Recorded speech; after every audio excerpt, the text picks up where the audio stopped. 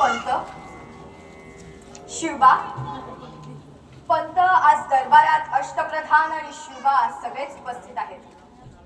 आम्हाला तुम्हा सर्वांना आमच्या मनाची एक व्यथा सांगायची आहे. आमचा प्रिय कोंढाणा अजूनही त्या परकीयांच्या ताब्यात आहे. पंत, ह्या मातीच्या कणाकणात आपल्या पूर्वजांचे रक्त मिसळलेले आहे आणि त्या शत्रूच्या ताब्यात राहून ही भूमी, ही पवित्र भूमी तडफडते हो. स्वराज्याचे मूळ किल्ल्यात आहे आणि किल्ल्यांशिवाय स्वराज्याचे हे आपले स्वप्न अपूर्ण राहते.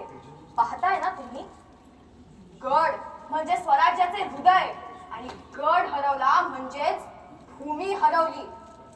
शत्रू वणव्यासारखा स्वराज्यावर चालून येतोय. गोर गरीब रयत त्याच्या पायाखाली चिरडली जायते. आया पायांच्या किंकाळ्यांनी आमचे मन सुन्न झाले. तो शत्रू स्वराज्याचा उंच भगवा पायदळी तुडवताना पाहून आमचे मस्तक दणाणते. नाही नाही, आता वेळ गमावून चालणार नाही. आपल्याला आपल्या प्रत्येक गडावर भगवा झेंडा फडकवून त्या शत्रूला दाखवून द्यायचे आहे की आता ह्या भूमीवर गुलामीचा अंधार राहणार नाही. जे काही बरे वाईट होईल ते आम्ही बघून घेऊ. आम्ही काही मूषकाच्या घरी जन्मलो नाहीत घाबरून व्याज जाऊन लपायला. आम्ही वाघाच्या घरी जन्मलो आहोत आणि सिंहाची सहचारिणी आहोत. सेनापती हो असेल शत्रू बलाढ्य, पण एक लक्षात ठेवा, त्याचा सैनिक पैशासाठी लढतो आणि आपला मावळा मातीसाठी. पैशांचा मोह संपतो, पण मातीची ओढ कधीच संपत नाही. त्या शत्रूने हजारो गावे रक्तरंजित केली, अनेक मंदिरे उद्ध्वस्त केली, साक्षात जगदंबेची विटंबना केली. आम्हाला तर त्या खानाची चीड येतेच, पण त्या खानाच्या फौजेतील असलेल्या मराठा सरदारांना ह्याची चीड येऊ नये ही कसली लाचारी. होय पंत, तुमचं म्हणणं बरोबर आहे. ह्यावर आम्ही काही बोलू?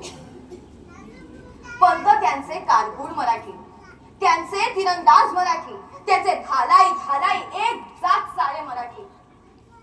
युद्ध कोणाचेही असो, जय पराजय कोणाचाही हो, युद्धात दोन्ही बाजूने रक्त सांडणार ते मराठी आणि जीव गमावणार तेही मराठीच. आणि बदल्यात काय मिळणार? तर मनसबदारी. पण शेवटी आपण चाकरच. आपण गुलामगिरीतच राहणार, कधी आदिलशाहीच्या तर कधी निजामशाहीच्या तर कधी आणखीन कोणाच्या. कुठवर चालणार हे? ह्यावर एकच उपाय. आपल्या लोकांच्या भल्याचं राज्य निर्माण करायला हवं. आपल्या रक्ताने आपल्या विजयाचा इतिहास लिहूया. पंत, तुमचं म्हणणं पटतंय आम्हाला. सर्व गोष्टींचा सारासार विचार व्हायलाच हवा.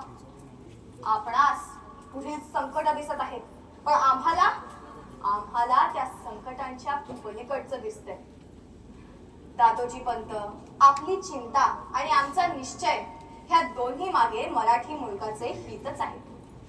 थोडं थांबून पूर्ण तयारी करून कोंढाणा जिंकायला वर्ष 6 महिन्यांचे काळ लागेल. एवढा वेळ आपल्याकडे नाही.